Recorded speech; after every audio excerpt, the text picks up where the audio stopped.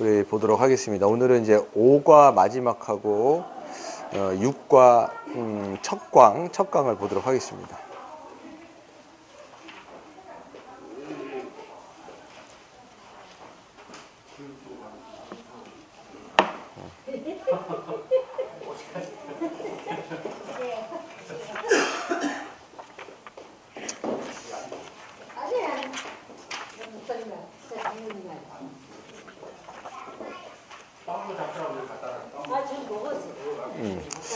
오늘은 이제 84페이지에 참된 믿음의 증거인 회개를 보도록 하겠습니다.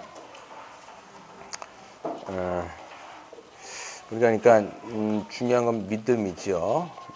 그러니까 무엇을 믿느냐가 되게 중요한 겁니다. 뭘 믿느냐라고 했을 때 예수님이 우리를 위해서 행하신 일을 믿는 거예요. 그러니까 여호와의 증인하고 차이가 우린 예수님이 굉장히 큰 거예요. 여러분 사도신경을 보시면요. 사도신경에도 보면 이제 성부, 성자, 성령의 관점으로 조항이 12조항인데 1조항이 성부 하나님에 관한 믿음이고요. 2조항부터 7조항까지가 성자 예수님에 관한 조항이고요.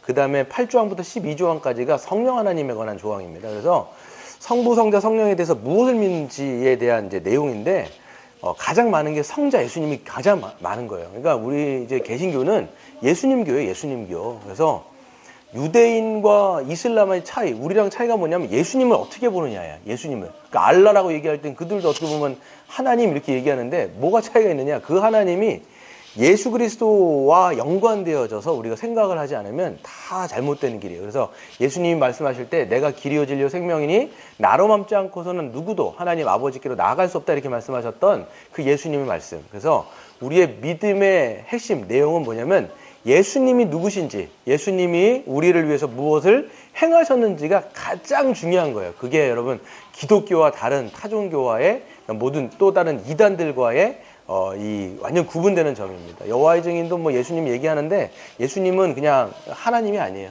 다른 뭐 피조물 중에 한 명 이렇게 보고 그 사람들도 근데 성경에 대해서 알려고 굉장히 애를 많이 쓰더라고요.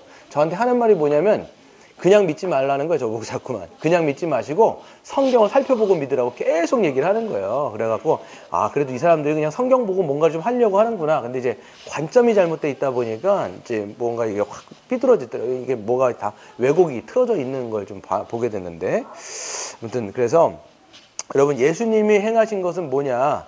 가장 중요한 거는 예수님의 십자가의 죽음이 가장 중요합니다. 십자가의 죽음. 어떤 성격이지요? 형벌, 대속적 죽음입니다. 그게 뭐냐면 우리를 대신해서 우리의 죄값에 대해서 죄를 대신해서 모든 형벌을 다 받으셨다라고 우리는 이야기합니다. 그래서 우리의 모든 죄값을 다 치르셨다라고 하는 의미에서 이걸 뭐라고 얘기하죠? 속량이라고 얘기합니다. 리뎀션이라고 얘기하는데 그래서 모든 거를 이제 다 값을 치르셨다라는 거예요. 그러니까 우리가 죄를 지면 반드시 그거의 값을 치러야 되는데 그 값을 다 치르신 거예요. 그게 어마어마한 거예요. 하나님의 형벌. 그 십자가를 보면 하나님의 진노의 성격이 나타나고 하나님의 공의적인 성격이 굉장히 크게 나타나지 않습니까? 그게 모든 인류의 오고 가는 모든 인류의 죄에 대한 값을 다 지불하시는 그 죽음이었다라는 거예요. 그래서 예수님의 죽음은 일반적인 우리 같은 인간의 죽음하고는 전혀 성격이 달랐다라는 걸 여러분 아셔야 됩니다. 그래서 예수님은 어떤 분이셨냐면 성부 하나님과 성자 예수님이 영원전부터 어떤 분이었어요? 영원전부터 하나로서 그 하나님으로서 영원전부터 사랑하며 뭡니까 이 삼위일체 연합되어 있는 관계였는데 예수님의 죽음은 그 완전하게 의로우신 예수님이 이제 우리의 죄를 담당하기 위해서 뚝 떨어지신 거예요. 성부 하나님과 단절되신 거예요. 분리되신 거예요. 그러니까 어마어마한 죄가를 다 당신이 되집어 쓰고 성부 하나님, 그 사랑을 받던 성부 하나님으로부터 모든 심판과 진노와 저주를 싹 다 받아갖고 죽는 죽음이었기 때문에 예수님의 죽음은 그냥 일반적인 죽음은 아니었다. 그래서 여러분 하나님과 분리되어지는 고통이 얼마나 큰 건지 알아야 돼요, 여러분. 네. 그러니까 우리도 예수를 믿기 전에는 하나님과 떨어져 있던 관계예요. 그렇죠? 이 고통이 어마어마한 겁니다. 인간들은요 하나님과 분리되어졌던 그 고통이 너무 크니까 사람들은 잘 모르죠. 그 고통을 모르니까 어떤 특징이 있냐면 사람들은 다 뭔가를 고파해요. 갈망해요. 왜냐하면 하나님이 떠난 자리이기 때문에 하나님이 나간 자리이기 때문에 그 간극이 얼마나 크겠습니까? 그러니까 사람들은 그 하나님이 떠난 자리를 다 메꾸려고 뭐를 하냐면 자기가 뭔가를 열망을 하는 거예요. 뭔가를 계속 욕망을 하면서 가져야 되고 뭔가를 성취해야 되고 이런 것을 통해서 그것을 메꾸려고 하지만 메꿀 수가 없어요. 왜? 하나님의 자리는 너무나 크기 때문이다 라고 이야기를 하고 있습니다. 아무튼 여러분, 예수님의 죽음은 그런 죽음이에요. 그래서 하나님과 우리 사이에 뭐가 되셨다고요? 화목제물이 되셨어요. 뭐냐면 하나님과 우리 사이를 화목하게 하는 제물로서 죽으셨다. 이렇게 여러분들이 외우시면 됩니다. 그래서 그 두 번째, 우리는 예수님의 죽음뿐만 아니라 예수님은 부활하셨어요. 이게 되게 중요한 거죠. 예수님의 부활. 이 예수님의 부활은 어떤 것을 확증하는 사건이다? 뭘 확증하는 사건입니까? 예수님의 부활을 통해서 뭐가 확연하게 드러났을까요? 예, 예수님이 의로운 분이시라는 게 완전히 드러난 사건이에요. 예수님이 죄가 있었으면 다시 부활하실 수 있을까요? 없을까요? 다시 부활할 수가 없겠죠. 왜냐하면 자기가 자기 죄를 가지고 죽었다라면, 만약에 그가 죄인이었다라면 그는 죄에 대한 삭신, 사망으로 다시 일어날 수가 없는 거예요. 그런데 그분은 죄가 없었기 때문에, 완전한 의로우신 분이셨기 때문에 하나님께서 그를 죽은 자 가운데서 부활시킴으로 말미암아 예수님이 완전한 의인됨을 확증하시는 사건이 바로 부활이다. 그렇기 때문에 예수님의 부활은 예수님의 칭의다라는 말 쓰지요. 그 다음에 믿는 우리랑 예수님의 부활이랑 어떤 상관이 있을까요? 이번 주 저의 설교였는데, 우리가 예수 그리스도를 믿을 때 우리에게 어떤 일들이 일어날까요? 이게 아시는 분이, 그렇죠. 완전한 칭의를 받을 수가 있는 거예요. 그러니까 예수님이 완전한 의인이시잖아요. 의롭다라고 하는 것은 어떤 거예요? 하나님 나라에 들어갈 자격을 얻는다라는 거죠. 그러니까 누구만 들어갈 수 있어요?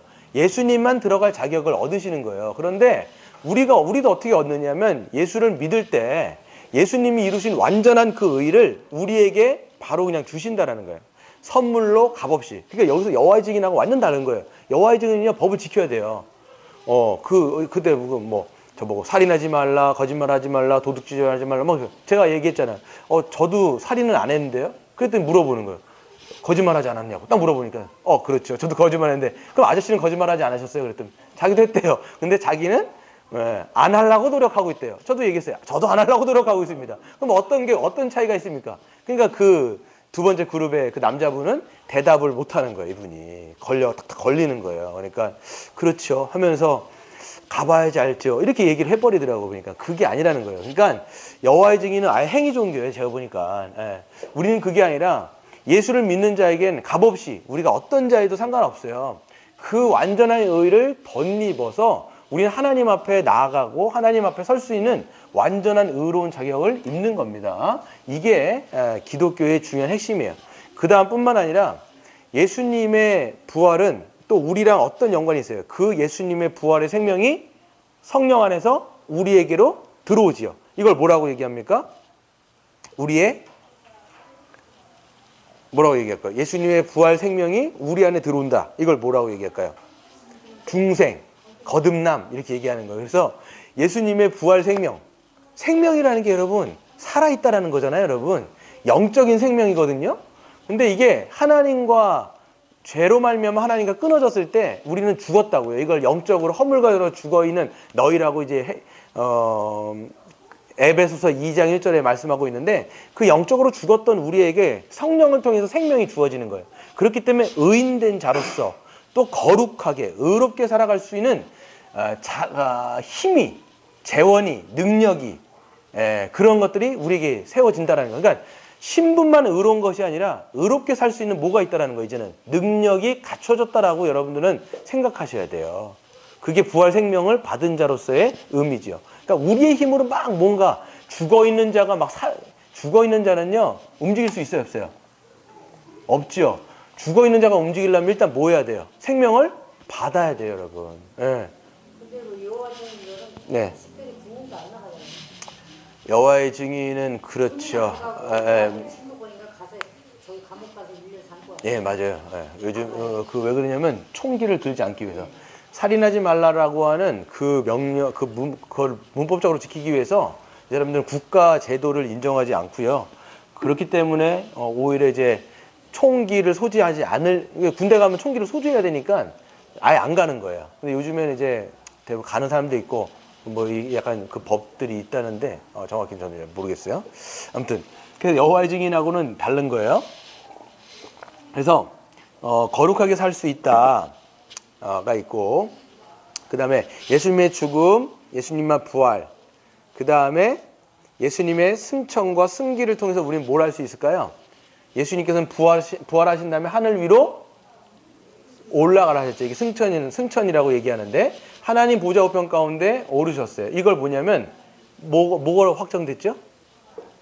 예수께서 하나님 보좌 우편 가운데 앉으시는 것을 통해서 모든 만유의 뭐가 되셨다? 주가 되셨다. 그래서 모든 만물을 통치하신다.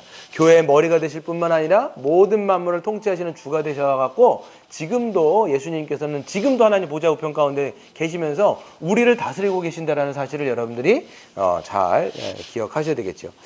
그러니까 여러분 우리가 믿는 건 뭐냐면 예수님이 누구신가 이걸 믿는 거랑 예수님이 우리를 위해서 무엇을 행하셨는지를 믿는 거예요. 이 믿음의 내용이 그래서 참 중요합니다. 그래서 지난 시간에 말씀드린 것처럼 믿는 거가요. 그냥 우리는 성경에서 나와 있는 믿음과 또 우리가 흔히 잘못 알고 있는 믿음들이 오해가 되고 있는데 잘못 알고 있는 믿음 중에 하나는 뭐냐면 뭐 맹신, 맹목적으로 믿는다든지 미신, 그다음에 이거를 뭡니까? 미신을 뭐라 그러죠? 이 무슨 신앙이라고 그러는가 이거? 무속신앙처럼 이렇게 믿는 거. 그 다음에 하나가 경신, 가볍게 믿는 건데 여러분 이 믿음이라고 하는 것은 우리에게 믿음의 대상이 있어요. 그게 누구라고요? 예수님. 예수님이 누구신가? 또 예수님이 우리를 위해서 무엇을 행하셨는가? 이 사실을 우리가 참되게 믿을 때 우리는 구원을 얻는 것이다 라고 말씀을 드렸어요. 그래서 참된 믿음이 중요합니다. 그러면 참된 믿음이 있다는 것은 반대로 뭐가 있다는 거예요? 참된 믿음이 있다는 것은 어떤 믿음이 있다는 거예요? 또 참되지 않은 믿음이 있다는 거예요. 그렇죠? 구원받지 못하는 믿음이 있다는 거예요. 야고보서에 보면 뭐라고 말씀하고 있냐면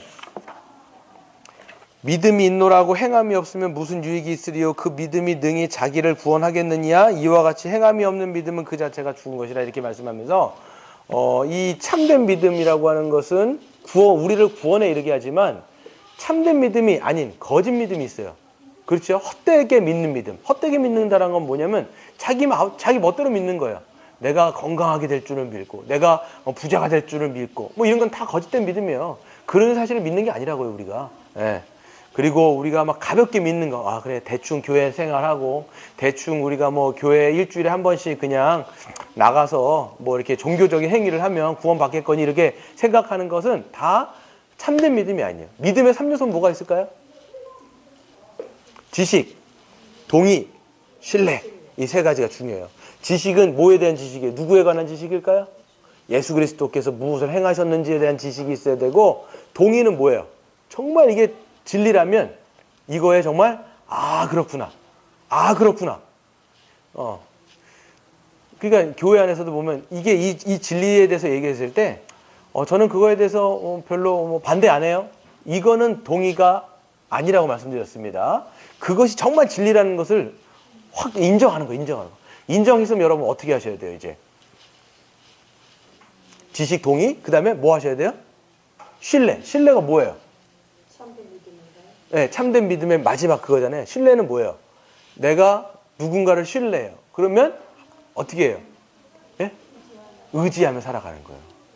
그렇죠? 제가 예화를 드려드린 게 있죠. 어떤 아들이 꼭대기에 달려 있어요. 얘가 줄에 매달려 있는데 그 줄에 달려 있는데 아버지가 밑에서 야 누구야 떨어져. 아빠가 붙잡아 줄게. 그러면 이 아들은요. 아빠에 대한 지식이 있어요. 그렇지. 아빠는 내가 떨어져도 붙잡아 주겠거나. 그렇지. 아빠는 분명히 내가 떨어지면 분명히 꼭 나를 붙잡아 갖고 나를 안전하게 하실 거야. 그거를 동의한다라면 어떻게 해야 돼요? 이 아이는요. 아빠 말에 동의하고 그럼 어떻게 해야 돼요? 지식, 동의. 어디까지 가야 돼요? 신뢰하는 거예요. 신뢰하는 건 뭐예요? 아빠 말대로 떨어져야 돼요. 떨어지면 아빠가 붙잡아 줄 거 아니에요. 근데 만약에 그렇지, 우리 아빠는 붙잡아 줄 거야, 이렇게 동의까지는 했는데 신뢰하지 않아요. 그러면 얘가 떨어질까요? 안 떨어질까요? 안 떨어져요. 이게 여러분 우리 믿음하고도 직결돼요. 우리가 하나님에 대한 믿음이 뭐냐면, 예수님이 우리를 구원하신다, 그분을 믿으면 우리의 모든 죄를 다 용서하시고 그분께서 우리의 인생의 주인이셔서 우리를 완전한 구원을 하실 거다라는 것을 우리가 동의한다면 어떻게 해야 돼요? 그분께 우리의 삶을 맡겨야 된다는 거예요. 이게 신뢰예요.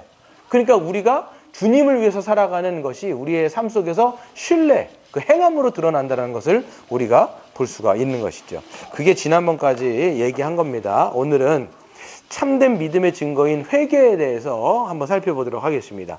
참된 믿음의 증거는 이제 회개가 있는데, 한번 같이 읽어보겠습니다. 시작. 복음은 구원자 예수 그리스도가 오셨으며 우리 주 예수 그리스도와 그분의 십자가 사역을 믿음으로써 모든 죄를 용서받고 하나님 앞에서 의롭담을 얻는다라는 소식입니다. 우리같이 하나님을 대적하며 살았던 죄인이 오직 믿음으로써 깨끗해지고 하나님께 나아갈 수 있다니요. 참으로 놀랍고도 기쁜 소식이 아닐 수 없습니다. 믿음이 이렇게 중요하기에 어떤 믿음이 참된 믿음인가를 생각해야 합니다. 만일 거짓 믿음, 부족한 믿음으로 인해 십자가의 은혜를 누리지 못한다라면 얼마나 끔찍한 일이겠습니까? 어떤 믿음이 참된 믿음이요, 거짓이 없는 믿음입니까? 우선 성경에 기록된 십자가 복음에 대해 온전히 알아야 합니다. 그 다음에 십자가 복음이 진리임을 확인해드리고 그 진리에 자신을 맡기고 그 진리를 따라 살아야 합니다. 올바른 지식과 진정한 동의와 굳건한 신뢰가 참된 믿음의 기본적인 요소입니다. 여기까지. 그래서 앞에서 보면 거짓 믿음, 부족한 믿음으로 인해 십자가의 은혜를 누리지 못한다면 얼마나 끔찍한 일이겠습니까? 우리가 믿는다고 생각했는데 그게 가짜 믿음이었더라면 그 믿음으로 우리는 구원받지 못한다는 게 얼마나 안타깝고 얼마나 비참한 일이겠냐, 이렇게 얘기하는 거죠. 그래서 어떤 믿음이 그렇다면 참된 믿음이고 어떤 믿음이 거짓 없는 믿음인가, 우리는 이것을 잘 알아야 되는데, 올바른 지식과 진정한 동의와 굳건한 신뢰가 참된 믿음의 기본적인 요소라는 것을 지난 시간까지 배웠고요. 그다음 제가 또 읽겠습니다. 그런데 그 무엇보다도 참된 믿음을 갖도록 인도할 뿐만 아니라 참된 믿음임을 증명하는 것이 있습니다. 바로 회개입니다. 회개는 어떤 것에서 돌이키는 마음과 실천입니다. 무엇인가 새로운 것을 믿고 받아들여 살아가기 위해 가져야 할 태도라고도 할 수 있습니다. 회개 없는 믿음은 없습니다. 회개와 믿음은 동면의 양면입니다. 그랬어요. 여러분, 우리가 이제 교회에서 회심 들어보셨어요? 회심. 컨버전이라고 하는 회심 들어보셨어요? 회심이라는 게 뭐예요? 회심이라고 하는 것은 돌이킨다라는 뜻이에요. 돌이킨다는 뜻이에요. 네, 회심이라는. 여러분 회심했습니까? 이렇게 물어보잖아요. 그건 뭐냐면 돌이켰습니까? 이렇게 물어보는 거예요. 어디서부터 돌이켰냐? 죄로부터 돌이켰습니까? 이렇게 물어보는 거예요. 아니면 자기가 주인 되었던 삶에서 돌이켜서 하나님이 주인 되시는 삶으로 돌이켰습니까? 이렇게 물어보는 거란 말이에요. 그러니까 회심이라고 하는 것은 이게 돌이키는 건데, 요 회심의 요소가 뭐냐면 회개와 믿음이에요. 두 가지. 회심의 두 가지 요소는 뭐라고요? 회개와 믿음이다. 여러분 이걸 아셔야 돼요. 그래서 참된 믿음의 모습 중에 하나가 회개가 그래서 나오는 거예요, 여러분. 회심할 때 여러분 회개 없이 여러분 회심하는 사람이 누가 있겠습니까? 자기의 죄로부터 회개하고 자기의 죄로부터 애통해하면서 하나님, 내가 이렇게 더러운 죄를 짓고 이렇게 정말 내 마음대로, 내 멋대로, 내 아주 마음대로 살았군요. 하나님, 내가 이런 죄를 회개합니다라고 거기서부터 돌이켜서 이렇게 살아가는 거가 회심이라는 것이죠. 이거를 잘 보여주는 인물이 하나 있는데, 여러분이 잘 알고 있는 그 누굽니까? 뽕나무에 나오는 요 누구죠? 삭개오라는 사람. 이 사람을 여러분들이 잘 아실 거예요. 한번 내용을 잠깐 읽어보도록 하겠습니다.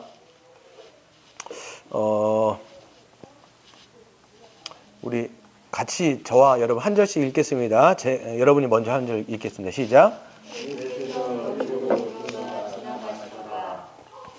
삭개오라 이름하는 자가 있으니 세리장이요 또한 부자라. 그가 예수께서 어떤 사람인가 하여 보고 자라되 키가 작고 사람이 많아 할 수 없어 앞으로 달려가서 보기 위하여 돌 무화과 나무에 올라가니 이는 예수께서 그리로 지나가시게 되밀어라.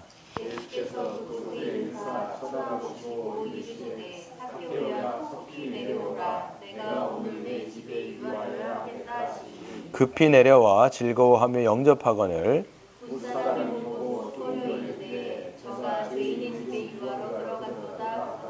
삭개오가 서서 주께 여짜오되 주여 보시옵소서 내 소유의 절반을 가난한 자들에게 주겠사오며 만일 누구의 것을 속여 빼앗은 일이 있으면 내 갑절이나 갚겠나이다.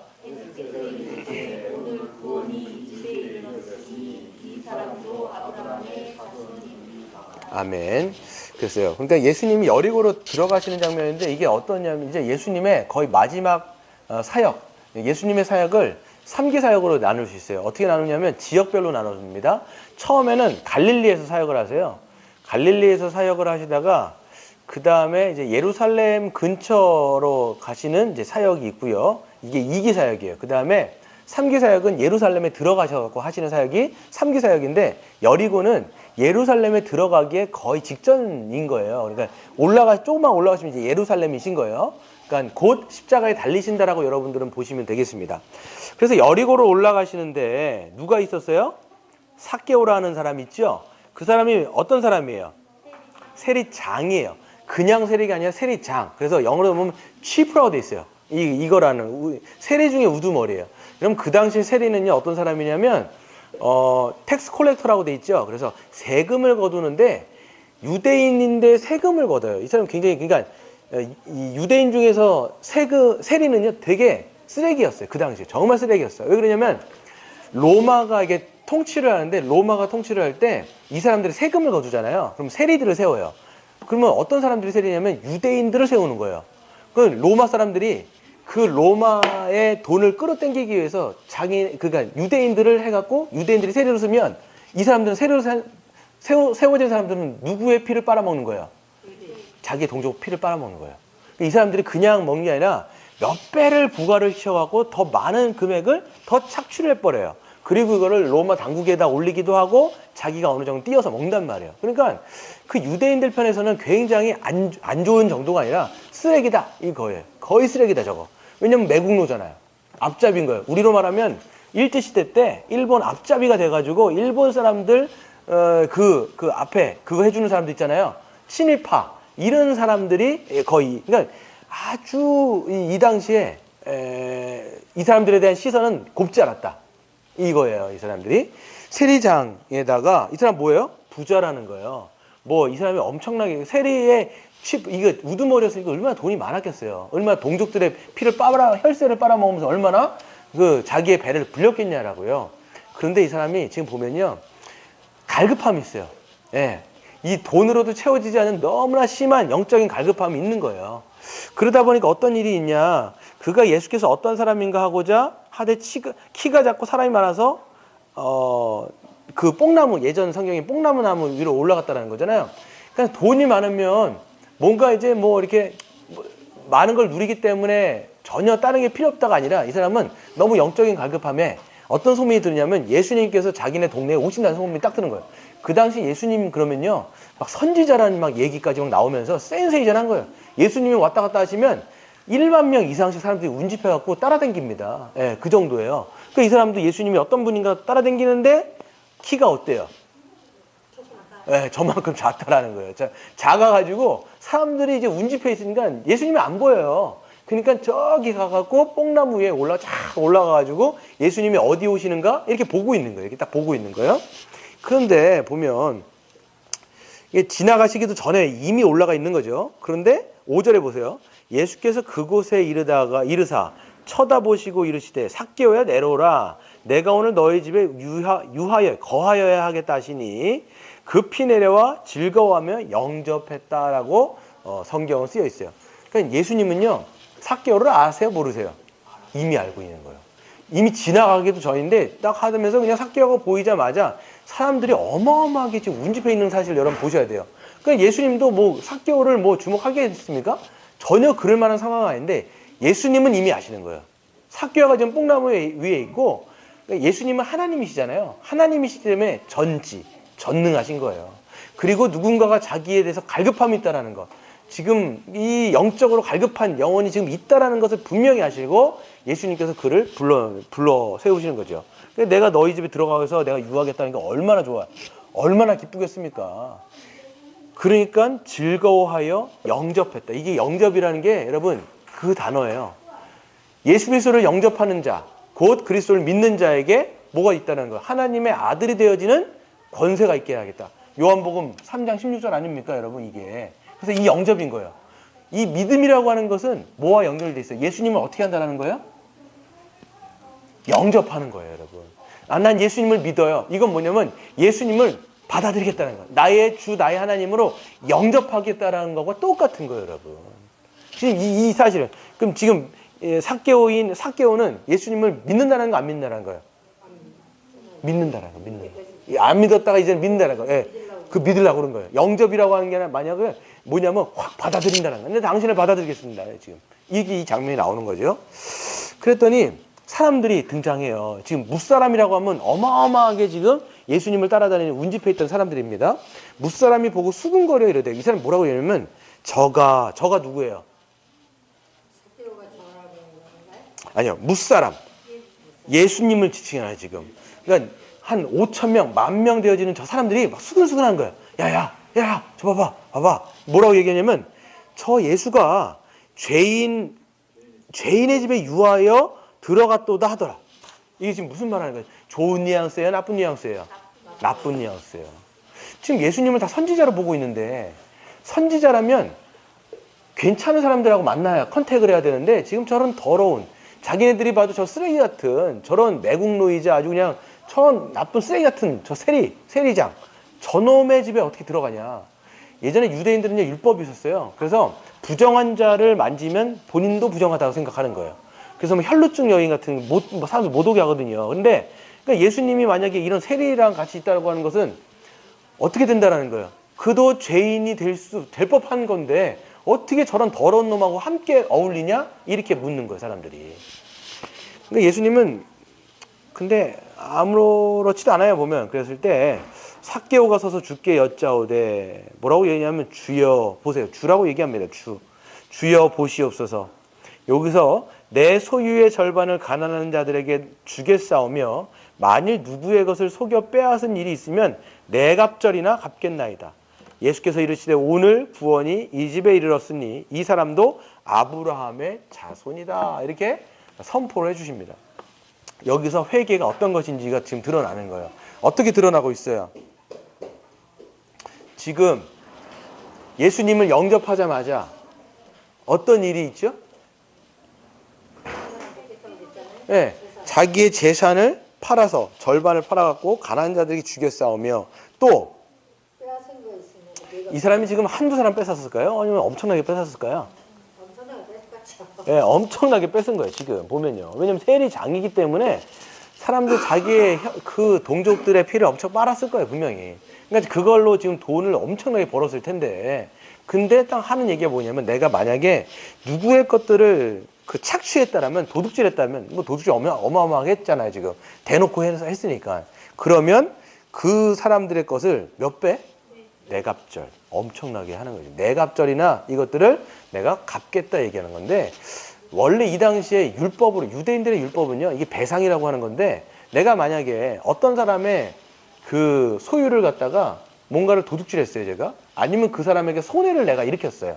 그러면 그 손해 그러니까 원금 만약에 제가 어떤 돈에 100만 원을 제가 우리 집사님한테 손해를 끼쳤어요. 그러면 율법으로 말하면 이 100만 원 원금 플러스 4분의 1 값을 얹어갖고 줘야 이게 배상으로 이루어지는 거예요. 그러면 어떻게 되는 거예요? 100만 원이면 100 플러스 4분의 1이면 25만 원인가요? 125만 원을 드려야 이게 해결이 되는 거라고. 이게 율법이. 근데 이 사람은 지금 율법 이상을 해버려요. 4분의 1이 아니라 몇 배라고요? 4배를 갚아버려요. 이게 지금 이게 여러분 회개한 측면이 있어요 지금 이게. 그랬더니 예수님께서 뭐라고 얘기하시냐면 오늘 구원이 너희 집에 이르렀으니 이 사람 이 삭개오 사람들이 쓰레기처럼 여기었고 율법을 전혀 지키지 않았는 이 사람도 아브라함의 자손이 된다. 이게 뭐예요? 구원 얻을 거다. 이거예요. 아브라함 자손이라고 하는 것은 하나님 나라에 들어가는 사람이거든요. 자격을 얻는 거 이렇게 얘기를 합니다. 그럼 여기서 우리는 회개가 어떤 성격인지를 여러분 아시겠죠? 이걸 한번 보겠습니다. 1번 같이 읽겠습니다. 시작. 예수님을 믿는 사람들은 그 믿음에 따라 어떤 결정을 합니까? 그리고 이에 대해 예수님은 무엇이라고 말씀하십니까? 예. 예수님을 믿은, 영접했다고 얘기했어요. 삭개오는 그 믿음에 따라 어떤 결정을 했어요? 자기 소유의 절반을 나누자. 네, 자기의 소유의 절반을 나눠주겠고 또 자기가 손해를 끼친 거에 4배나 갚겠다. 이렇게 얘기했더니 예수님은 뭐라고 선언하셨어요? 네, 구원이 이 집에 이르렀다라고 말씀하시면서 구원을 선포하세요. 너가 구원받았다. 네가 구원의 반열에 올랐다. 이렇게 말씀을 하시는 거죠. 그래서 밑에 읽어보시면 삭개오가 자기 소유의 절반을 가난한 자들에게 주겠다라는 것은 구원의 은혜를 받은 자가 감사해서 기쁨으로 행하는 자발적인 행위입니다. 누구의 것을 속여 빼앗았다라는 것에 대해서 내갑절이나 갚겠다라고 하는 것은 율법에 의거한 배상입니다.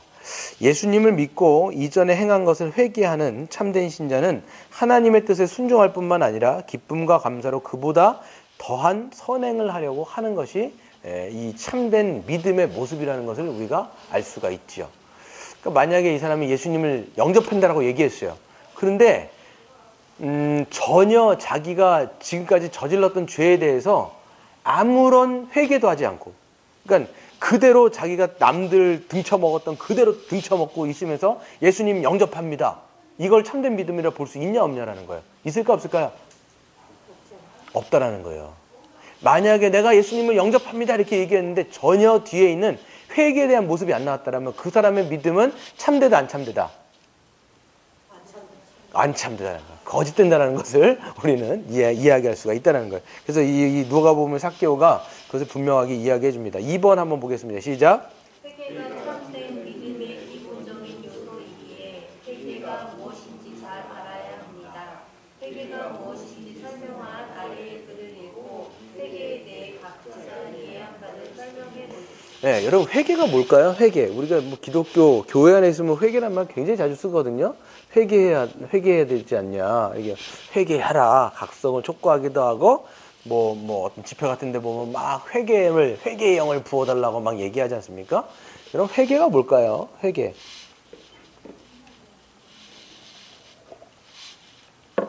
회개는 죄를 뉘우치는 거 아니에요? 예, 죄를 뉘우치는 거죠. 예, 죄를 뉘우치는 거예요. 근데 이 회개에도요, 여러분, 세 가지가 사실 다 있습니다. 하나는, 지적인 영역이 하나 있어요. 뭐냐면, 내가 이게 죄인지를 깨달아야 돼요. 아, 이게 죄구나라는 거 아는 거예요. 이건 지적인 영역이에요. 하나는 감정적인 영역이 있는데, 그 죄에 대해서 슬퍼할 수 있어야 돼요. 애통해야 된다라는 거예요. 와, 이게 정말 하나님의 마음을 아프시게 해드렸구나. 내가 정말 큰 은혜를 받았음에도 불구하고 내가 이렇게 살아왔구나. 이런 것들을 우리가 애통해 하는 게 있어요. 세 번째, 하나는 결단적인 부분이 있어요. 그렇기 때문에 그 죄로부터 어떻게 해야 돼요? 돌이키는 게 있다는 거예요. 계속 그 죄를 먹고 마시고 있으면서 자기가 회개했다라고 하는 것은 말이 안 된다는 거예요, 여러분, 이게. 네. 여러분, 회개라고 하는 것은, 우리가 인생에 있어서 딱 한 번밖에 없다. 아니면 지속적으로 있다. 둘 중에 뭘까요? 네, 2번. 또 다른 분들. 회개는 딱 일평생에 한 번밖에 없다. 아니면 한 번에 회개를 살다 보면 자기가 나오고 어떨까요? 회개는 몇 번 있을 것 같아요? 한 번 있을까요? 여러 번 있을까요? 예? 여러 번. 한 번만 해야 됐으면 여러 번 할 것 같아. 아, 예. 이 회개가 한 번 있다라고 하는 게 구원파예요. 예. 한 번 회개하는 걸로 끝난다라는 거예요. 그래서, 근데 이게 보면 그 구원파가 회개가 없어요.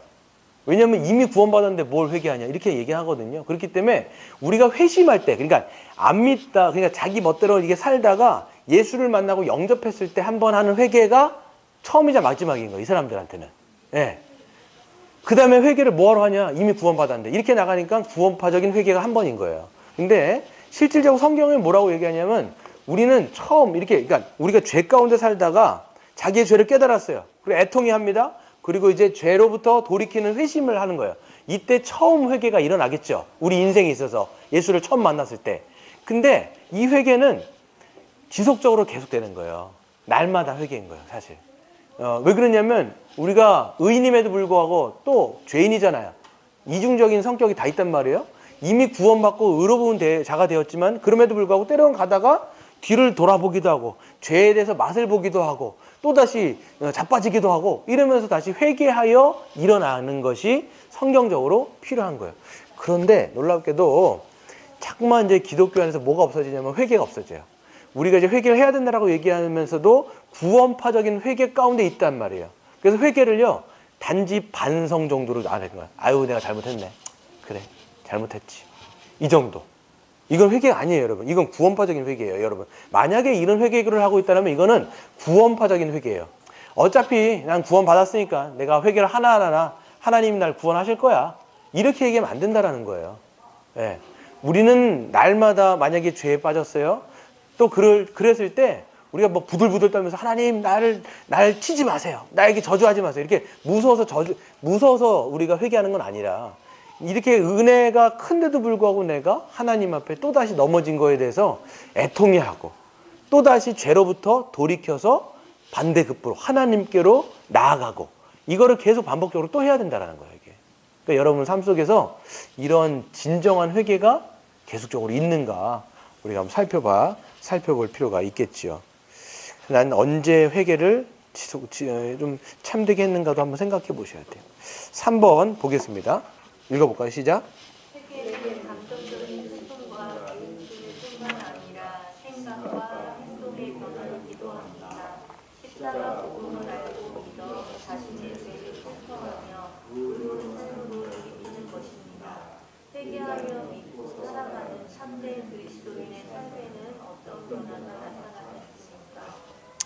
그렇죠. 회개는 이제 감정적인 슬픔과 뉘우칠 뿐만 아니라 생각, 이건 여러분의 지식, 죄를 깨닫는 것과 행동의 변화까지도 말씀드리는 거예요. 그래서 지정의 전인격적인 회개라고 우리가 이야기를 하는 거죠. 그랬을 때 회개하며 믿고 살아가는 참된 그리스도인의 삶에는 어떤 변화가 나타날까요?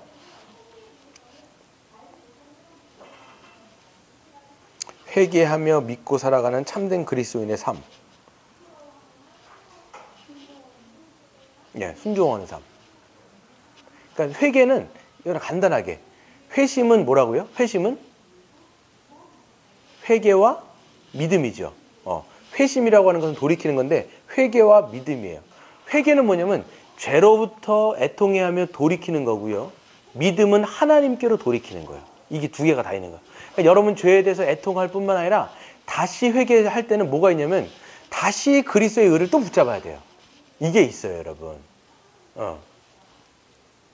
그러니까 회개할 때는 죄로부터 돌이키고 내가 정말 하나님 앞에 회개한다 이렇게 하고 다시 그리스도의 의를 붙잡고 나아가는 측면이 있고 그러니까 여러분 그렇다면 어떻게 될까요? 죄에 대해서 반복적으로 계속 그 자리에 있을 수가 있을까요? 없을까요? 없다고요.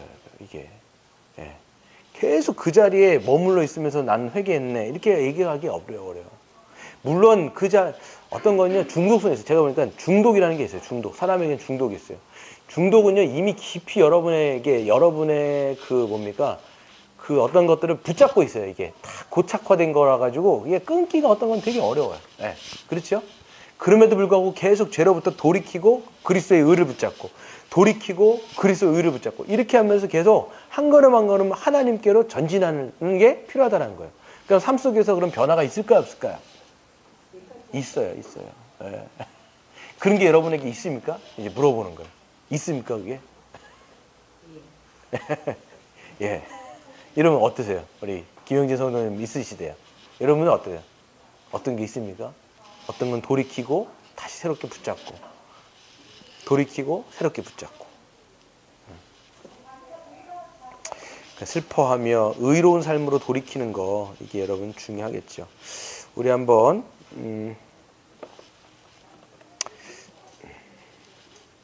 두 번째 그리고부터부터 한번 읽어보겠습니다. 그리고 시작. 그리고 자신이 살았던 이전의 삶이 하나님 앞에서 얼마나 끔찍한 삶이었는지를 알고 깜짝 놀랄 수밖에 없었을 것입니다. 평범하게 살거나 심지어 착하게 살려고 애썼던 사람조차도 자신의 전생이 하나님을 대적하는 삶이었다는 것을 발견합니다. 마치 자신이 하나님인 것처럼 마음대로 살았기 때문입니다. 그래서 하나님이 없는 자로, 안식과 기쁨과 소망이 없는 자로 무기력과 무지와 외로움과 고통으로 점천된 삶을 살았던 것입니다. 예, 그렇죠. 그래서 이전 삶에 대해서 애통하는 거예요. 이전. 그러니까 처음 회개했을 때는 이전 내가 주인 되었던 삶.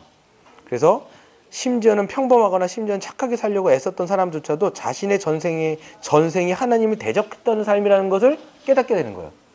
이게 이게 이제 회개할 때 일어나는 일이 일어나는 거예요, 이게.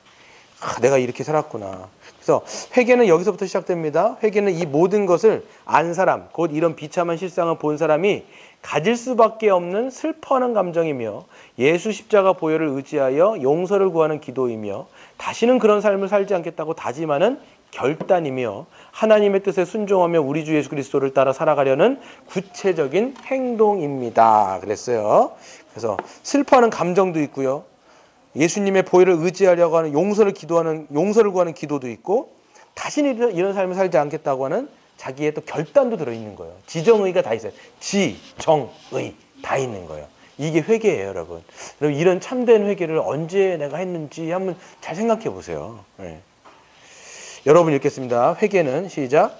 회개는 처음 믿을 때 강하게 일어나거나 여러 차례 거치고 나타나기도 합니다.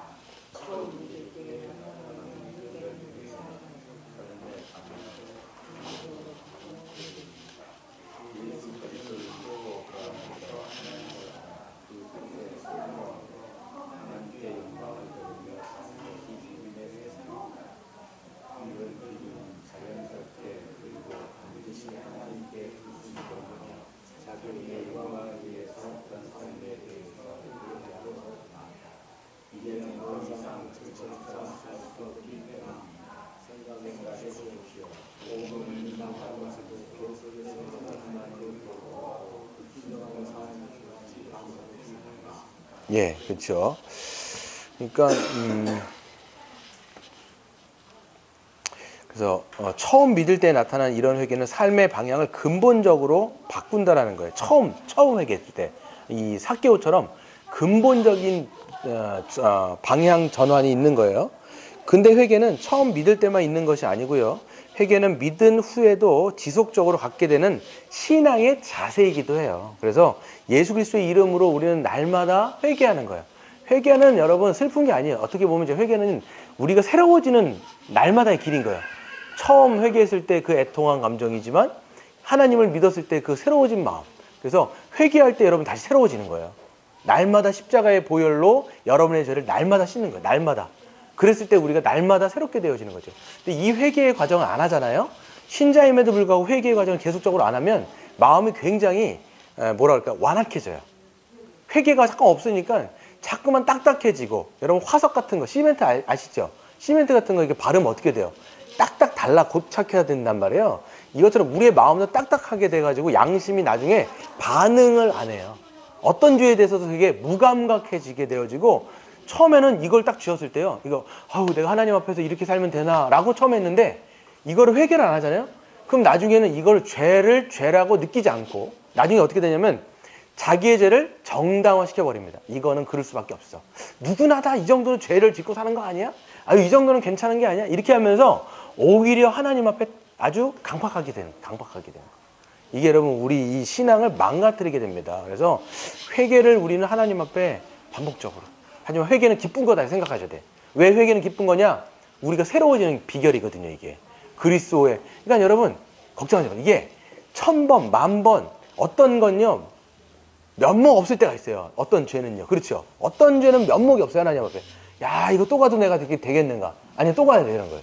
그럼에도 불구하고 또 가가지고 예수님의 피로 적시고 또 새로워지고 또 새로워지고. 이게 오히려 신앙이라는 거예요, 이게. 예. 오히려 어떤 분들은 회개하지 않고, 그래, 이거 이렇게까지 했는데 내가 또 나갈 수 있느냐? 아니요, 또 나가는 게 신앙입니다, 여러분. 그래서 여러분 새로워지는 여러분 되시길 바랍니다. 그래서 회심은 믿음과 회개라는 거 여러분 아시고요. 요거 하나 우리 89페이지 넘어가면 이제 적용 세 번째 오늘 한 거에 대한 적용입니다. 한번 읽어보겠습니다. 시작. 믿음으로 구원받았다고 하면서도 회개에 대해서는 알지 못하는 사람들이 늘어나고 있습니다. 지금까지 한평생 하나님을 대적함으로 불순종하며 살았던 삶에 대해서 부끄러워하거나 슬퍼하지도 않고 그로부터 떠나 주님의 뜻대로 살려는 생각도 없는 사람이 많은 것입니다. 그럼에도 교회에 나와 주일 예배에 참석한다는 이유로 구원받았다고 생각합니다. 그런데 참된 믿음은 반드시 회개를 동반합니다. 또한 구원받은 이후에도 신자는 계속해서 범하는 죄에 대해서 슬퍼하며 애통해하는 심정으로 회개하며 살아갑니다. 구원받았을 때에 어떤 회개를 했습니까? 평소에 얼마나 회개하며 죄와 싸웁니까? 현재 시급하게 회개해야 할 것은 무엇입니까? 이에 대해 서로 진솔하게 나누며 하나님의 은혜를 구하십시오. 그랬어요. 그러니까 예배에 참석한다는 이유로 내가 구원받았구나 이렇게 하면 안 돼요. 정말 참된 믿음인지 아까 우리가 서두에 본론에 던졌던 질문은 뭐냐면 참된 믿음이 뭐냐라고 했을 때는 참된 회개가 있어야지 참된 믿음이다. 이 참된 믿음이 우리로 구원할 만한 믿음이다라고 우리는 질문을 던지고 나왔단 말이에요. 그렇기 때문에 신자는 계속해서 죄에 대해서 애통해하고 슬퍼하는 마음이 있다라는 것이죠. 여러분 구원받았을 때 어떤 회개를 했을까요? 여러분 구원받았을 때 여러분 구원받을 때 생각합니까? 처음 내 인생 최초로 그 내가 주인 되었던 삶을 버리고 예수님을 주로 삼는 삭개오 같은 회개를 내가 언제 어떻게 했는지 한번 생각해 보세요. 그리고 나는 현재 지금 어떤 죄에 대해서 회개하고 있는지 시급하게 내가 회개해야 되는 죄는 뭔지 한번 여러분 생각해 보세요. 잠깐 시간 드릴 테니까 한번 생각해 보시고 한번 써보세요. 제가 말하라고는 말씀을 안 드리겠습니다. 발표는 안 하겠지만 한번 해보세요. 생각해.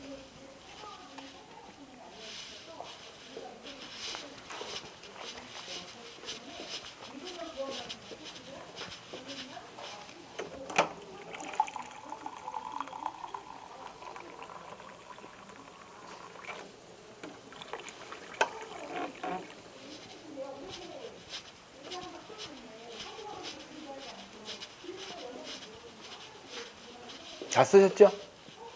예, 오늘 좀 이따가 그 기도 제목 갖고 마지막에 기도하도록 하겠습니다. 넘어가겠습니다. 6과는 참된 믿음은 우리로 하여금 엄청난 복을 줍니다. 이 6과서부터는 우리가 예수를 믿을 때 참된 믿음은 우리를 누구와 연합시킵니까? 예수 그리스도와 함께 예수 그리스도와 연합시킨다는 거. 우리가 모든 복을 받는 거는 여기 있어요. 그리스도와 연합되어지기 때문에 그분과 연합되어지면 그분이 이루신 모든 것, 그분이 누리는 모든 것을 다 누가 누리게 되는 거예요? 우리가 누리게 되는 거예요. 지금 누리게 되는 측면도 있을 뿐만 아니라 맨 마지막 새하늘과 새 땅에 들어갔을 때도 완전하게 완벽하게 누리게 되는 측면이 그리스도와 연합됐기 때문이다. 연합이라고 하는 건 뭐예요? 연합이라고 하는 건 뭘까요? 연결돼 있다는 뜻이죠. 이렇게 생각하시면 돼요. 산모가 있는데 그 뱃속에 그 뱃속에 애가 있어요. 그러면 엄마랑 애는 어떻게 된 거예요? 연합돼 있는 거죠. 엄마가 먹는 모든 영양분을 누가 먹어요? 애가 먹는 거예요. 이게 연합돼 있는 건데 마찬가지로 우리가 그리스도와 연합되면 예수님과 연결되어지면 그분의 모든 것이 우리의 것으로 된다라는 것을 여러분 인식하셔야 돼요. 그래서 왜 우리가 천국 가냐? 그분을 믿음으로 그분과 연합되기 때문에 딸려가는 거예요. 그러니까 아까도 말씀드린 것처럼 하나님 나라에 들어갈 자격은 누구만 있다고요? 예수만 있는 거예요. 그럼 우리는 어떻게 된 거예요? 그분과 연합됐기 때문에 딸려 들어간다는 거예요. 이게 여러분 성경의 내용입니다. 우리 읽겠습니다. 6과 그리스도 안에서 누리는 하나님 나라의 복. 읽겠습니다. 시작. 복음은 하나님이 자기 아들 예수 그리스도를 보내셨다는 소식입니다. 복음은 예수 그리스도가 우리를 대신한 화목제물이 되심으로 우리의 모든 죄가 사해졌다는 소식입니다. 복음은 믿는 우리가 하나님 앞에서 의롭다함을 얻어 하나님 나라에 들어갈 수 있다는 기쁜 소식입니다. 우리는 우리의 존재나 행위로는 하나님 앞에 설 수 없음을 잘 알고 있습니다. 거룩하신 하나님의 법인 율법이 기준이기 때문입니다. 율법은 우리의 마음 깊은 곳까지 하나님 앞에서 완전할 것을 요구합니다. 하나님처럼 온전함이 기준입니다. 그렇기에 교회에 열심히 다닌다거나 그저 몇 가지 선행을 한다고 해서 우리의 죄가 해결되지 않습니다. 오히려 시간이 가면 갈수록 하나님의 뜻에 순종하지 못한 죄가 더 커집니다. 하나님의 뜻을 다 행할 수 있겠습니까?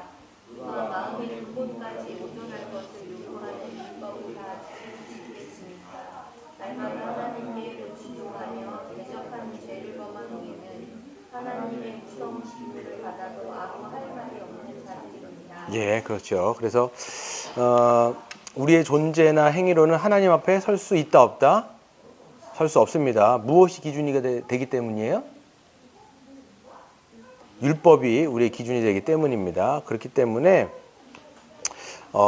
우리는 아무도 설 수 없는데, 놀랍게도 예수 그리스도를 믿기만 하면, 이건 참된 믿음을 얘기하는 거예요.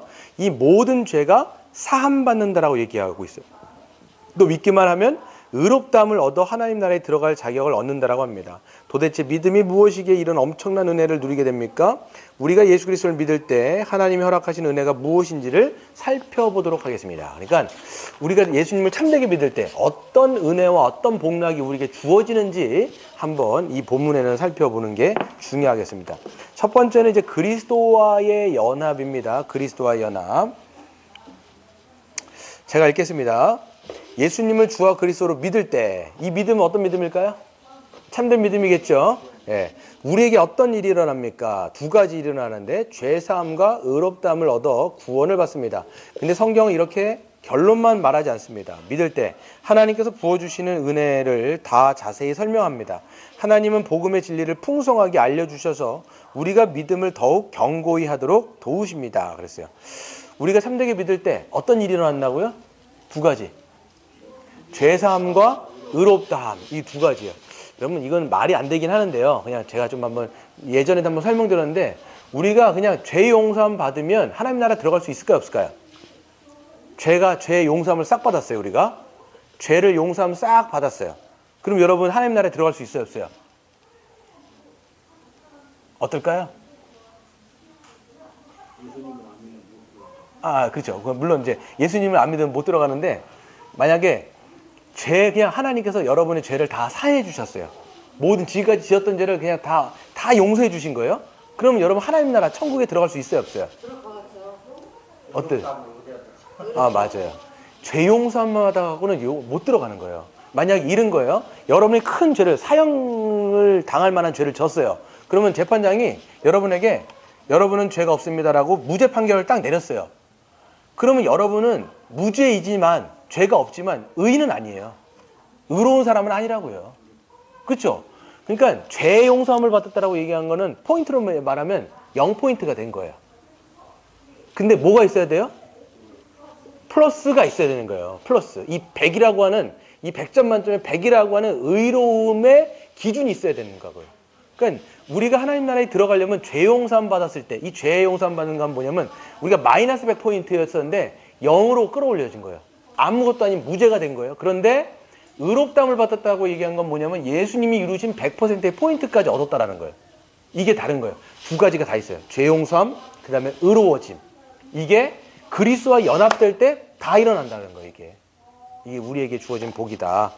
그러므로 믿음은 구원을 받는다라고 그냥 결론만 말하지 말고, 성경 말씀을 통해서 믿음의 신비를 차근차근 살펴보아 잘 아는 것이 필요합니다.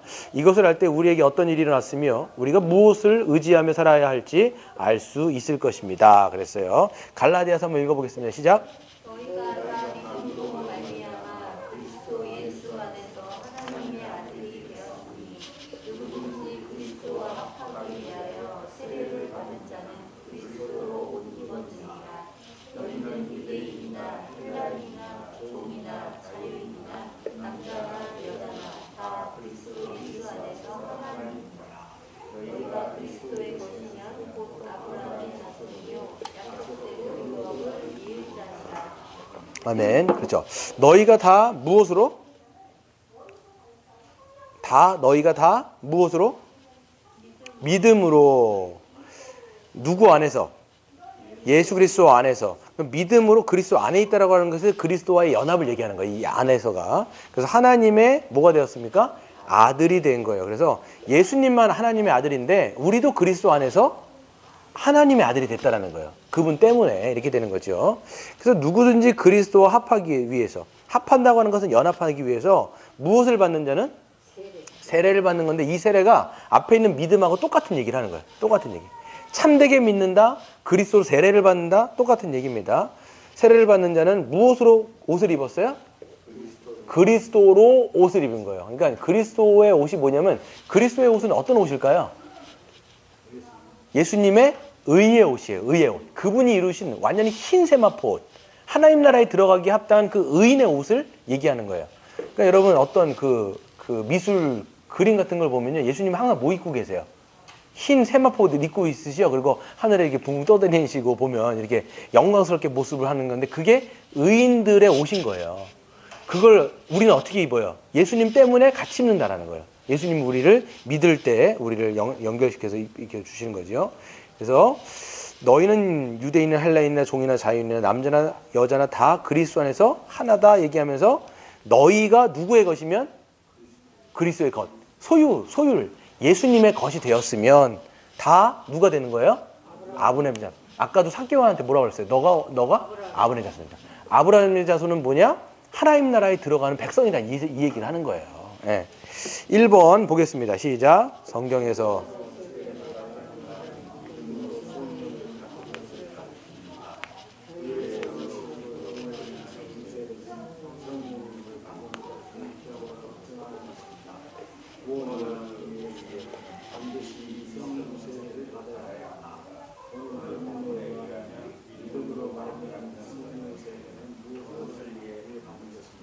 예, 그렇죠.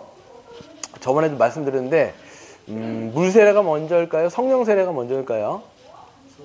네, 성령 세례가 먼저. 우리가 예수 그리스도를 믿을 때 성령이 우리로 하여금 세례를 그러니까 성령이 우리 안에 오시는 거예요. 성령의 내주하심을 성령 세례라고 얘기하는데 그분이 한번 오시면 우리를 확 거듭나게 하죠. 이게 성령 세례를 받은 자가 나중에 물 세례로 확증을 되는 거예요. 공중 앞에서 확증이 되는 겁니다. 그래서 오늘 본문에 의거하면 믿음으로 말미암아 성령 세례는 무엇을 위해 받는 걸까요? 그렇죠. 그리스도와 합하기 위해서. 네. 성령 세례는 그리스도와 그러니까 성령의 중요한 사역이 뭐냐면 우리를 그리스도와 연합시키는 거예요. 그리스도와 연합시키는 거예요. 이거는 눈에 보이는 연합일까요? 눈에 보이지 않는 연합일까요? 네, 눈에 보이지 않는 거예요. 여러분이 뭐 성령 받으셨을 때 그리스도 안에 들어간 거 눈에 보여요? 안 보여요? 안 보인단 말이에요. 이거는 신비하고 아주 그냥 신비한 영적인 연합을 얘기하는 겁니다. 2번 같이 읽겠습니다. 시작. 성령은 그리스도의 영입니다. 그러므로 믿음으로 성령님을 받는 것은 그리스도를 받는 것입니다. 더 정확히 말하면 그리스도께서 성령님을 통해 우리에게 임하시고 영원토록 함께하신다. 만일 오늘 믿고 성령님으로 그리스도와 합한 자는 어떤 은혜를 누리는지 설명해 보십시오. 그렇죠. 성령님의 이름 중에 하나는 그리스도의 영이에요. 그리스도, 예수님의 영이라고요. 그렇기 때문에 믿음으로 성령을 받으면 그리스도를 받는 것이고요. 그리스도께서 성령님을 통해서 우리에게 임하시고 영원토록 함께 하시는 건데 그리스도와 연합한 자, 성령을 받고 그리스도와 연합한 자는 어떤 은혜를 누리는지 오늘 본문 말씀을 한번 보시면서 한번 여러분이 함께 보실까요? 어떤 은혜가 있죠?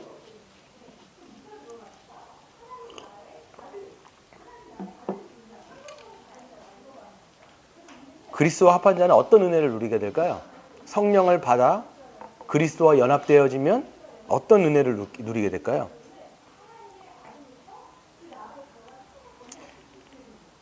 내가 아버지께 구하겠으니 그가 또 다른 보혜사가 누구예요? 성령을 얘기해요. 보혜사는 성령을 얘기합니다. 보혜사를 너희에게 주사 영원토록 너희와 함께 있게 하는. 그러니까 성령께서 우리가 그리스도와 합하면 누구와 함께 있는 거예요? 그리스도와 영원히. 그러니까 성령이 우리 안에 오시잖아요. 그럼 누가 계신 거냐면 예수 그리스도께서 여러분과 함께 하신다라는 거예요. 함께 있게 하리니 그는 진리의 영이라. 세상은 능히 그를 받지 못하나니 이는 그를 보지도 못하고 알지도 못함이라. 그러나 너는 그를 아나니 그는 너희와 함께 거하시며. 성령께서 거하신다. 예수님께서 함께 거하시는 것이요. 또 너희 속에 계시겠음이라. 내가 너희를 고아와 같이 버려두지 아니하고 너희에게로 오리라. 보혜사고 아버지께서 내 이름으로 보내실 성령 그가 너희에게 모든 것을 가르치고 내가 너희에게 말한 모든 것을 생각나게 하리라 말씀하신 거죠. 그랬을 때 예수님은 지금 어디 계신다고요? 하나님 보좌 우편에. 근데 그분이 누구를 보내주셨어요? 성령을 보내주셨어요. 우리가 예수를 믿을 때 누구를 받아요? 약속한 성령을 받아요. 그러면 성령을 받으시면, 성령을 받게 되어지면 우리 안에 누가 거하시는 거예요? 예수님이 거하는 거예요. 그러면 성령은 우리 한 번 오시면 떠날까요? 안 떠날까요? 안 떠나셔요. 이게 구약하고 정말 차이점이에요. 구약에선 떠나셨어요. 사울 같은 경우는요, 성령이 왔다 떠나버려요. 죄 짓고 막 그러면. 신약 성경, 신약에서부터 신약 백성은 뭐냐면 성령이 한번 그 사람을 붙잡으면 아예 떠나지 않는 거예요. 성령께서 우리를 전 삼으시는데 그게 누구의 전이냐면 그리스도의 전인 거예요. 그러니까 여러분이 그리스도가 여러분 안에 거하시는 거예요. 실질적으로 예수님은요, 육체적으로는 하나님 보좌편 가운데 계시지만 성령으로는 우리와 영으로 함께 하신다는 것을 성경은 이야기하고 있습니다. 그러니까 여러분 기도할 때 누구를 의지하는 거예요? 성령을 의지해서 기도하는 거예요, 여러분. 3번 시작. 믿음으로 성령님을 받은 자는 누구든지 그리스도와 연합합니다. 이것을 그리스도로 옷 입는다라고 설명합니다. 그리스도와 연합한 자는 그리스도와 어떤 관계를 이 옷을 입는 비유를 설명해 보십시오.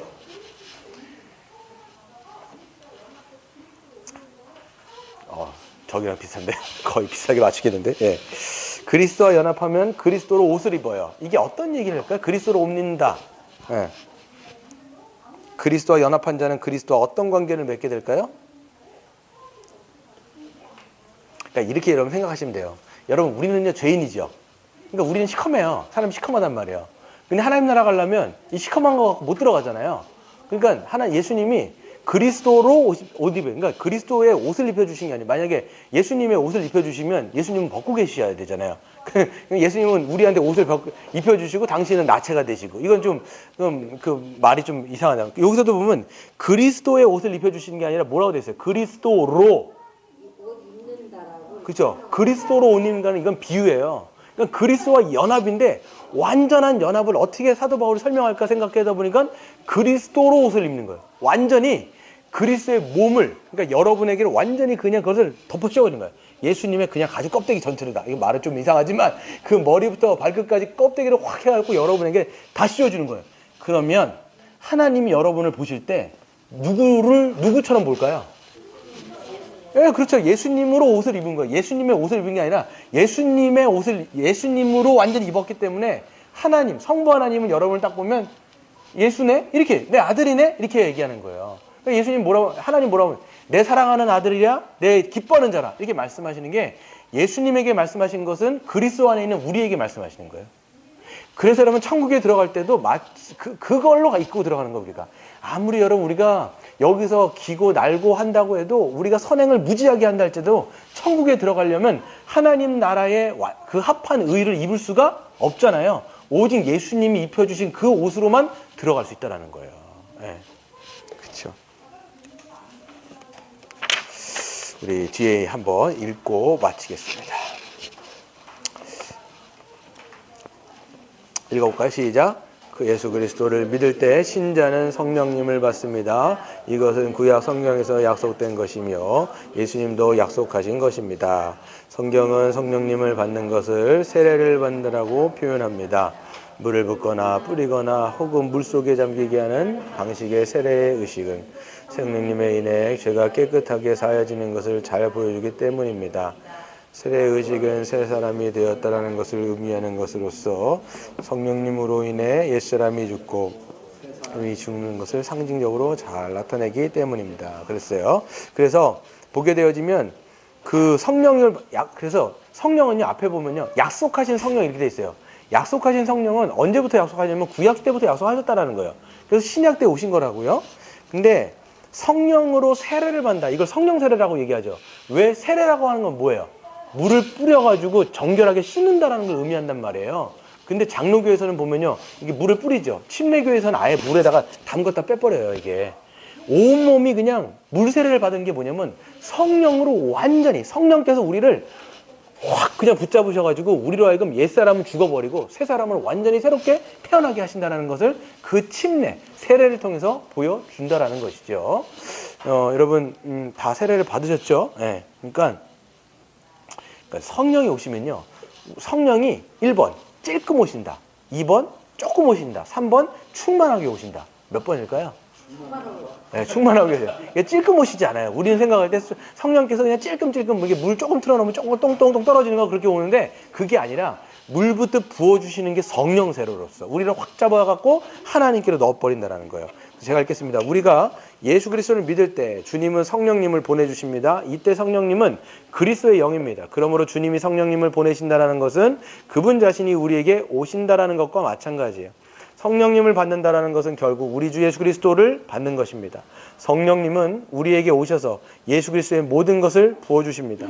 예수 그리스도는 성령님을 통해서 영원토록 우리와 함께 하시며 그가 이루신 모든 것을 은혜로 베푸십니다. 그랬어요. 성령님이 오시면 누가 오시는 거라고요? 예수님이 오시는 거예요. 예수님이 우리를 확 장악하시는 거라는 거예요. 그래서 여러분 읽겠습니다. 시작. 성령님을 통해 우리 주 예수 그리스도가 우리와 함께 하시는 것을 갈라디아서 성경은 두 가지 표현을 사용하여 묘사합니다. 그리스도와의 연합과 그리스도로 옮김은 우리가 그리스도와 합하고 그리스도로 옮기면 우리는 더 이상 우리 자신이 아닙니다. 우리는 그리스도 안에서 있고 우리 대신 예수 그리스도가 사십니다. 예, 그렇죠. 그래서 성령이 오시면 그리스도와 연합, 그리스도로 옷 입고 그리스도와 합하고 그리스도 이게 다 똑같은 얘기인 거 아시죠? 그래서 더 이상 이제는 우리가 아니에요. 우리가 아니라 누가 되는 거예요? 그리스도와 있는 우리. 그러니까 여러분의 정체감을 잠깐만 여러분 어떻게 생각하셔야 되냐면 그리스도 안에 있는 나로 생각하세요. 그리스도 안에 있는 나는 어떤 사람이에요? 하나님 앞에 어떤 사람이에요? 의로운 사람이에요.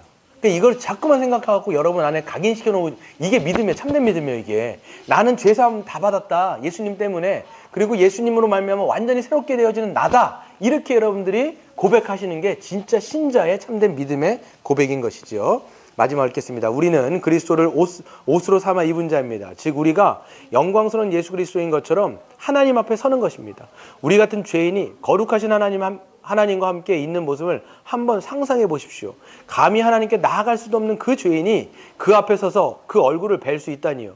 하나님은 따뜻한 눈길로 우리를 보시며 우리를 기뻐하시고 사랑스러워하십니다. 어떻게 이런 일이 가능합니까? 그것은 우리가 그리스도로 옷 입었기 때문입니다. 우리를 보실 때 하나님은 죄인인 우리를 보시는 것이 아닙니다. 그분의 사랑하는 아들 거룩한 예수 그리스도를 보고 계신 것입니다. 이것이 바로 우리가 믿을 때 부어지는 놀라운 은혜입니다. 그랬어요. 여러분 자신을 그렇게 보셔야 돼요. 그래서 나는 누구냐? 그리스도로 옷 입은 그리스도인 나. 그러니까 성부 하나님이 여러분 잘 생각해보세요. 하나님이 여러분 보실 때 어떤 느낌이실 것 같아요? 하나님이 우리 김영재 성도님을 바라보시면서 어떤 얼굴 표정을 하고 계실까요, 지금? 어떤 표정을 하고 계실 것 같으세요? 그리스도 보고 계시겠죠. 그럼 어떻게 보실까요? 하나님이 그리스도를 보시는 때 어떻게 보실까요? 의인으로 보실까요? 의인으로 보여요. 예. 그렇죠. 우리 김영재 성도님이 우리 김미정 목사님이 아주 깐난 애기였을 때 활짝 웃잖아요. 그러면 엄마로서 어떻게 보세요? 천사같이 이쁘죠. 천사같이 이쁘죠. 그렇죠. 애가 천사같이 이쁘면 그 표정이 어때요? 엄마 표정이. 활짝 웃죠. 와, 내 아들, 내 딸이구나 이렇게 하면서 본다고요. 그게 성부 하나님이 성자 예수님에게 하신 그 말이에요. 이는 내 사랑하는 아들이요, 내 기뻐하는 자라. 이렇게 보시는 거예요. 하나님이 성자 예수님을 그렇게 보시는데 그 안에 있는 우리도 그렇게 보신다라는 거예요. 그러니까 여러분 하나님이 나를 어떻게 보실까라고 했을 때 내가 의인된 정체성을 가지면 하나님이 나를 그렇게 보시겠구나 이렇게 보는데 그게 아닌 분들이 굉장히 많아요. 믿는다고 얘기함에도 불구하고 자기의 정체성을 몰라요. 그러니까 자기가 맨날 하나님 앞에서는 이런 거예요. 하나님은 나를 만족하지 않나. 우리 아빠는 나를 만족하지 않아. 왜? 아빠의 기준만큼 난 못 살았거든요. 계속 그러는 거예요. 애들이요. 아빠 눈치 슬슬 살피고 왜 자꾸만 그래요? 나 오늘 아빠의 그 어떤 거에 만족하지 못하게 산 거니까 아빠 눈치 보면서 아빠가 날 좋아하실까? 아빠가 날 기뻐하실까? 신자들도 그렇다고요, 여러분. 보면요. 자기가 어떤 거는 잘한 일이 있지만 어떤 거는 되게 못했어요. 그러면 하나님께서 나를 바라보시는 표정은 어우, 뭐라 그럴까요? 하여튼 저 못난 놈. 아유, 저 못난 놈. 또 저 땅으로 살아가네. 아유, 저 땅으로 살아가네. 이렇게 여러분 보신다면 만약에 하나님이 여러분을 보실 때 그렇게 본다고 생각하면 여러분 삶이 기쁨이 있으세요? 자유가 있으세요? 뭐가 있을까요? 만약에 아버지가 그렇게 계속 괴롭겠죠. 괴롭다고요, 괴롭다고요. 신앙생활이 괴로운 거예요, 그러면. 늘 그러면 어떤 마음이 드냐면, 제가 아는 자매도 늘 아버지가 나를 그렇게 본다는 늘 생각 때문에 뭘 했냐면, 이 자매가 죽도록 헌신한 거예요. 왜? 아빠의 마음에 만족시켜주려면, 그러니까 이 자매는 제가 한번 말씀드린 적인데, 아침 일찍, 사찰 집사잖아요. 아침 일찍 가가지고 문 따고, 그 다음에 교회 다 세팅하고, 그 다음에 교회 반사로 섬기고, 그 다음에 찬양대 섬기고, 그리고 맨 마지막에 문 잠그고 나가요, 이 사람이. 근데 왜 그렇게 하는 이유가 뭐냐면, 아버지를 기쁘게 해드리려고 참 이렇게 한 거예요. 이 사람은 종의 영성이에요? 자녀의 영성이에요? 종의 영성이에요. 종의 영성이에요. 내가 막 하면 아버지가 기뻐. 이건 종의 영성이에요. 이거는 참된 믿음이 아니에요. 우리가 한 것 때문에 하나님이 기뻐하시는 게 아니라 누구 때문에 기뻐한다고요? 예수님 때문에 우리를 그렇게 보시는 거다라는 것을 여러분이 알 때 진짜 우리의 삶 속에 기쁨이 있어요. 진짜 거기 안에서 자유함이 있다고요. 그러니까 여러분 오늘 집에 가서 생각해 보세요. 내 아버지가 나를 지금 어떻게 보실까? 만약에 여러분의 이미지 속에 있는 아버지가 혀를 끌끌끌끌 차거나 아니면 그냥 갸우뚱하거나 아니면 인상을 팍 쓰고 있는 게 내 아버지, 내가 믿는 하나님의 아버지의 모습이다 생각하면 여러분의 믿음이 잘못되거나 하나님에 대한 지금 정체성이 잘못됐다는 걸 여러분들은 인식하셔야 돼요. 오늘 여러분 확실하게 믿고 가는 건 뭐냐면 내가 예수님 안에 있기 때문에 내 아버지의 표정이 어떤가? 내 사랑하는 아들이요, 내 기뻐하는 자라. 활짝 웃고 있는 하나님 아버지의 모습을 받으시는 여러분 되시길 바랍니다. 이 시간 한번 같이